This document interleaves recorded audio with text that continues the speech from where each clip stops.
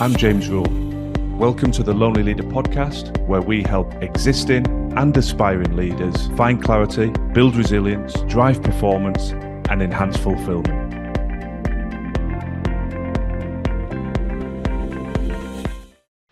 Leadership is and always will be challenging. Therefore, every single leader needs resilience. We need to maintain it and enhance it so that we can push through the challenges and adversity that leadership presents. Today's episode is going to allow me to dive into 10 core areas of focus that I believe can do just that, can enhance your level of resilience to push through and beyond each and every challenge that your role presents to you. And I've researched this heavily. I've spoken to hundreds of former clients of the Lonely Leader and existing clients to ascertain which areas that we've touched on through the coaching, mentoring, and training programs have had the biggest impact on enhancing and maintaining your resilience. So this is very much led by the leaders that are in the trenches doing the work, living out the challenge and wrestling with the challenges that you'll be wrestling with in a variety of roles and sectors all around the world. So without further ado, let's dive in and explore these core areas I want you to focus on. In the last episode of the podcast, I used a slightly different model. I signposted you through the show notes to previous episodes to allow you to explore some of the topics I touched on in more detail. The feedback from that structure has been overwhelmingly positive, so I'm going to adapt that same model again today.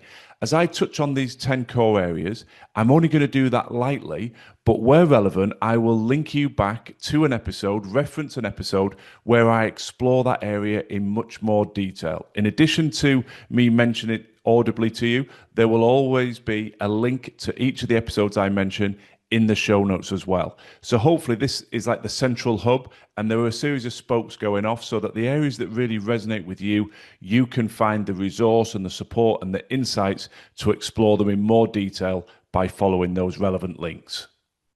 So the first core area of focus is clarity.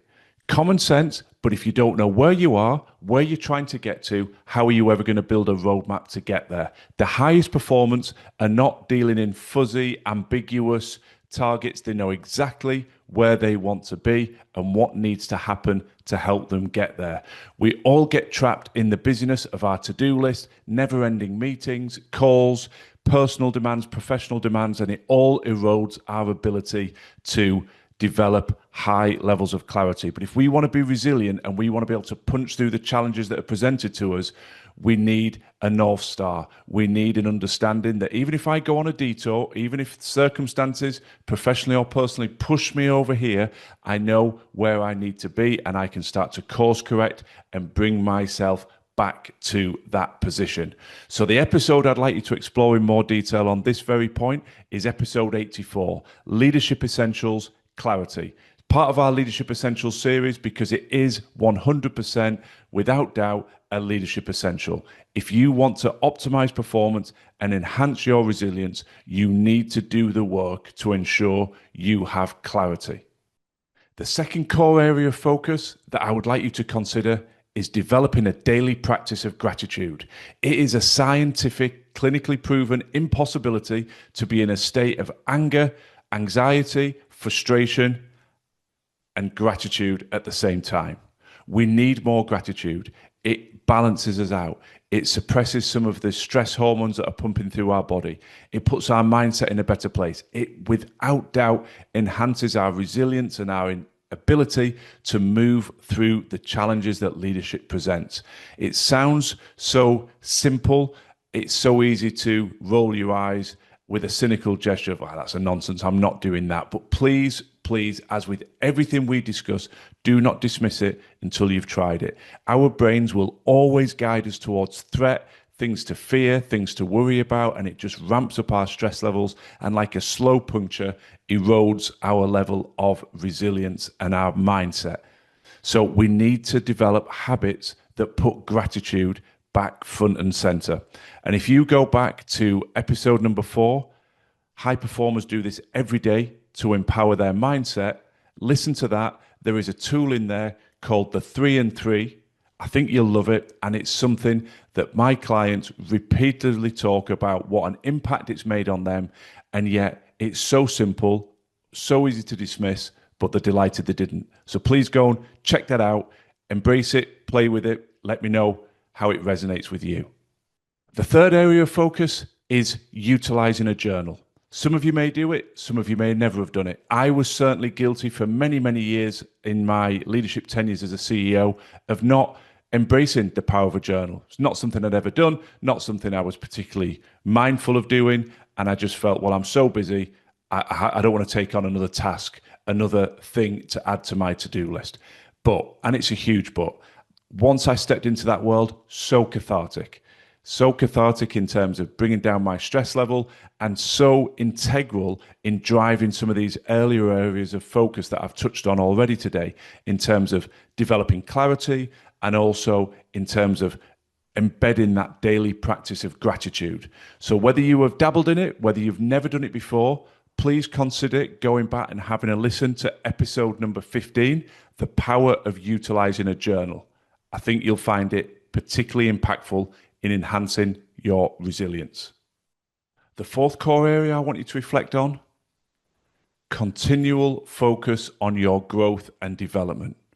Ties back into the very raison d'etre of branding my business The Lonely Leader. So many leaders get neglectful about their own growth and development. They are focused on what their staff, their stakeholders, their clients need. They ensure that all the training, support, and development is in place for them, and they forget their own growth and development. But in my experience, the vast majority of high-performing leaders that I've met have an essential human need for growth and progress. They need to feel like they are moving forward in all aspects of their life. And when they don't, it leads to a stagnation, a disempowerment of their mindset, and their resilience starts to erode. So your mechanism, your tool for growth and development will be unique to you. But as a universal theme, accessing knowledge, developing new insights will be a key way to do it. And the old-fashioned way is often the best way, and that's simply picking up a book, disconnecting from the day-to-day pressures, but also developing your skill set, your mind, your insights at the same time. So if you're not sure where to start, I would encourage you to go back to a previous episode, episode number 3, which is titled Leadership Books Every Leader Should Read. And I share a handful of books there that have had a huge impact on me. I've read them all multiple times, different points on my leadership journey. And I would encourage you to go back and utilize that as a mechanism for your growth. Obviously, the very fact that you are embracing this podcast and accessing these episodes is another great way to fuel your growth and development. Whether it's this podcast or any other, you can listen whilst you're driving, whilst you're doing the chores, cleaning the car, mowing the lawn, walking the dog, going out for a walk, a jog, whatever it may be. There are multiple touch points and opportunities to actually bring something back to the center, and bringing something back to the center that is for you. Just the very practice of doing something that is for you and you alone is particularly impactful on developing your resilience. Now, of course, when you're more resilient and you're more informed as a leader, everyone around you will win. But first and foremost, the practice of listening to a podcast, picking up a book is an investment in you, and you deserve to make the time to make that investment regularly into your growth and development.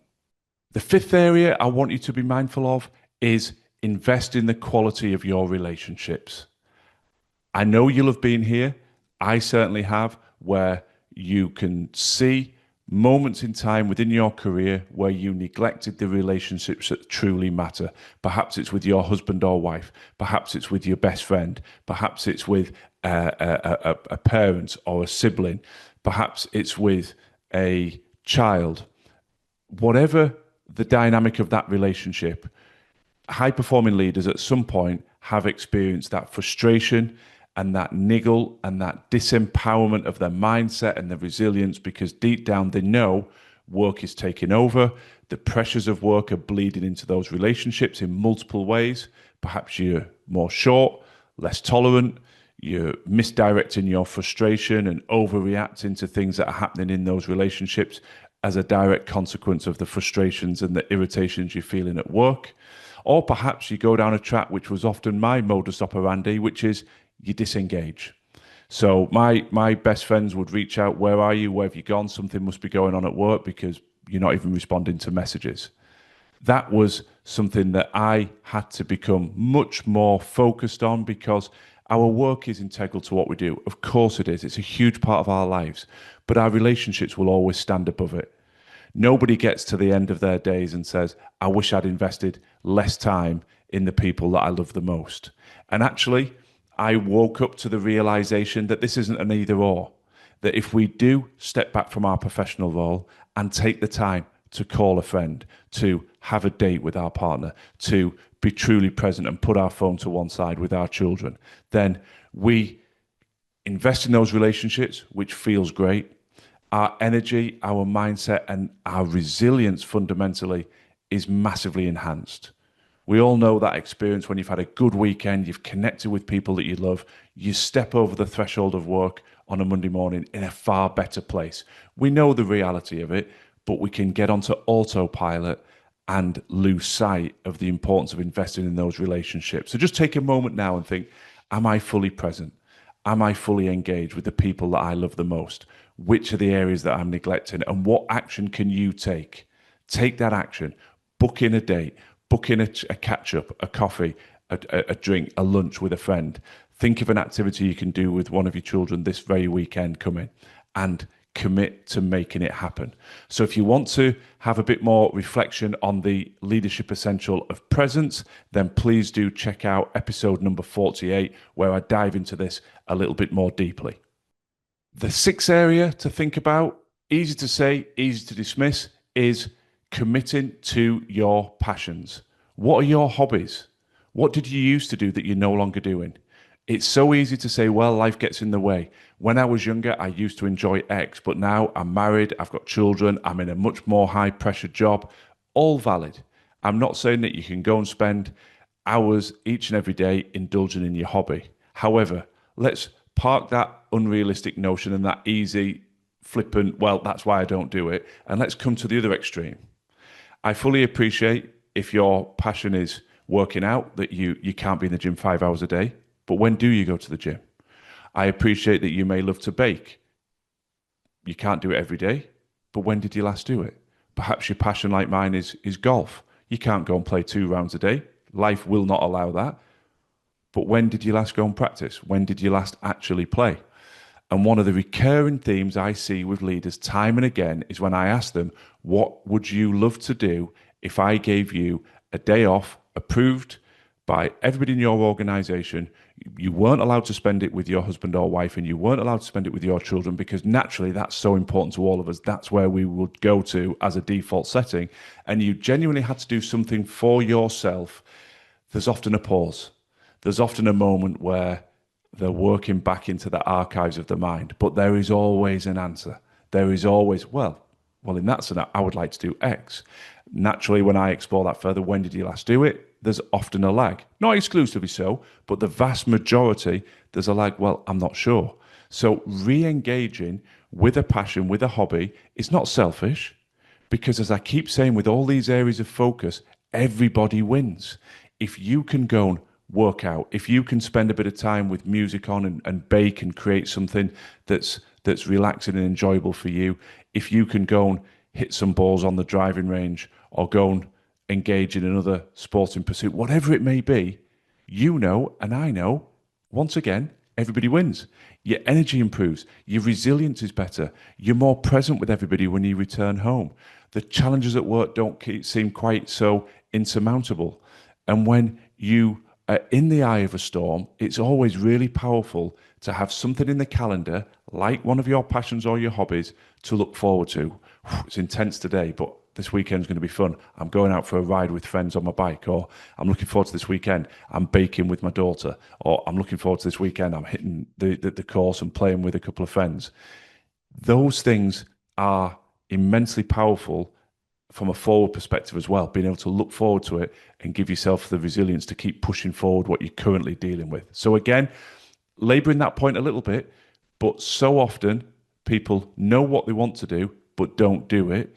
Don't let that happen to you. Whenever you're listening to this now, look at the calendar, look at the forthcoming weeks. Within the next month, book something in. I appreciate you might not be able to get it in the next week, but equally, I don't want this drifting down for 2, 3, 4 months because it won't happen. You've got 4 weekends ahead of you. You've got 4 full weeks ahead of you from the day you listen to this. Where will you commit to engaging in your hobbies and passions? The seventh area, movement and recovery. Do not think I'm asking you to become a CrossFit professional athlete. I'm not. But once again, a pattern that develops, the more and more senior leaders become, the harder and harder the majority, not the entirety, but the majority find to actually build in movement and exercise. Now, that doesn't have to be, as I said, Olympic lifts and relentless gym sessions. That works for some, but just movement. That's why I started with movement. That movement might be walking the dog twice a day. That movement may be stepping away from your desk and taking a lunchtime walk. It's the physical commitment to doing something that moves our body, that breaks the sedentary patterns that a lot of us have, moving from our car to our office to our desk to our car to our sofa. We have to break that up. And recovery is multifaceted. It's all the things we do to enhance our physical and mental recovery and how we remove the residue of stress from our minds and our body. Now, that might sound like it's very complex. It's not. There are lots of simple things that we can do immediately to enhance both our mental and physical recovery. And I would encourage you to go and listen to episode 37, Recovery, the missing link for high performance. And for many people, it is the missing link. If we want to drive our resilience and our ability to cope with everything that's coming at us, we need a structured recovery strategy. And that episode will give you ideas and insights in how to build that very thing. The eighth core area of focus is dealing with criticism. It comes with the territory. Every leader will be criticized. There'll be internal frustrations from within their own ranks at times. That's natural. You can't please everybody. There will undoubtedly be external criticism. Again, you cannot please everybody. And this is particularly pertinent for people that have those public-facing roles in politics, in sport, local government, etc. You will not be able to please everybody, and you will get criticized. So one of the biggest areas of feedback I get from clients of how we have helped enhance their resilience is to contextualize that feedback. There is a time and a place that you must embrace feedback and really step towards it. But as a overarching thought process, we cannot be derailed by criticism from people that we would not go to for advice. Yes, it's important not to be arrogant, narcissistic, that you don't need to listen to anybody. I'm not saying that. But there is a filter. There are people that know you, know what you're dealing with, know the circumstances you are wrestling with, whether that is immediate loved ones or close colleagues, bosses, peers, that can see it all. When they are giving you criticism, you've got to lean into that 100%. But equally, there will be people at arm's length that don't have that insight, that could be criticizing you just because they're in a very dark place themselves and they're criticizing everybody currently, or that they are criticizing but they don't have the full picture. So each piece of feedback cannot be treated equally. And if you allow every piece of feedback to bite, then you will absolutely destroy your level of resilience and ability to keep moving forward. So if this is something that you feel you could sharpen and improve on, then please do go back and listen to episode number 8, Leadership Essentials, Dealing with Criticism. It is 100% a leadership essential. We can all get better, and there are a raft of insights and tools in this and other episodes that I will share with you to help you do just that. The ninth area of focus is creating psychological safety in your team. Now, this isn't a criticism, but in my observation, working with leaders, I often get asked to embed and observe and interact with their leadership team. And there are often gaps in truly creating psychological safety. What is that? Well, it's an ability for people to feel comfortable speaking up, contributing, making suggestions, critiquing where we are or the existing strategy, but doing so without fear of being embarrassed, criticized, attacked, that there's a safe space that people all feel they can play a part in making things better as a small team, as a big team, as an organization. And if that psychological safety does not exist, you are turning off the taps to the feedback you need to grow. You are turning off that flow of innovation and creativity. So a piece of feedback that often comes back from the leaders I work with is, wow, this has been transformative. Being able to spot the blocks, unpack the blocks, and truly create a high-performing team that has that psychological safety, they can give and take feedback effectively, has been transformative for the individual leader because they feel things are working much better in their environment, and of course, for the team in which they lead. So if that's an area of interest that you'd like to explore a little bit more, then please go and check out episode 22, Creating Psychological Safety in Your Team. And building on from tip number 9 into the final tip, it's building a framework to allow people to give and take feedback effectively. Very much tied back into that psychological safety agenda, but so many individuals, teams, and indeed organizations are being hamstrung by inability to give and take feedback effectively. When you cannot assess performance in a candid manner, you miss out on the learnings and dissemination of things that have gone well, but you massively miss out on the learnings and being able to disseminate them in terms of the areas that haven't gone well. And so many environments I walk into, there is a lack of a desire to step into the space of giving and taking feedback effectively for the simple reason we fear causing offense. And that's a human reaction. But that fear means that we keep kicking the proverbial can down the road. We don't embed those learnings. Other people make the same mistakes that other people in the organization have already made when that could have been prevented by being able to share feedback and disseminate the learnings effectively. And it just compromises everything from performance, culture, fulfillment, and certainly resilience. So we end up suppressing that feedback and then it explodes disproportionately in another area. And that hammers the psychological safety in a team. It compromises people's resilience because rather than slow and steady, constantly having that feedback loop running, we ignore, build up that level of frustration. Like a pressure cooker, that pressure has to come out somewhere. Now, it's not easy, but it is transformative for the team and for the leader. Remember how I started this episode? It's all about how do we make life better for the leader? How do we drive their level of resilience, their ability to push through each and every challenge? Well, you are not an island. You can't do it all on your own. And one of the best ways for you to maintain a high level of resilience and energy and your mindset to be in the right place is to ensure that your team are as high performing as they possibly can be. And these last two areas of focus, number 9, creating psychological safety, and number 10, ensuring the frameworks and the cultures built to allow people to give and take feedback effectively, that will make your life so much easier. So, big subject, this one, split into 2 episodes, episode 80 and episode 81, titled Feedback Culture, the Secret Weapon of High-Performing Teams. Episode 80 is all about giving feedback, and episode 81 is all about receiving feedback. So there we have it, 10 areas of focus. We've covered clarity, we've covered gratitude, utilizing a journal, focusing on your own growth and development, investing in the relationships that truly matter, focusing in some time on your passions and hobbies and engaging in them, ensuring that there's regular movement and that you have a plan in place for mental and physical recovery and removing that stress from your body.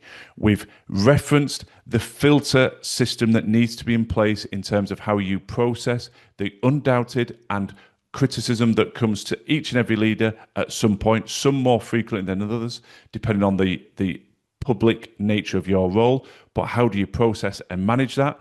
And then last but not least, we've talked about that essential need to build psychological safety in your team and develop a framework where people are comfortable giving and receiving feedback effectively without taking personal offense and without creating negativity, resentment, and feuds within your wider team.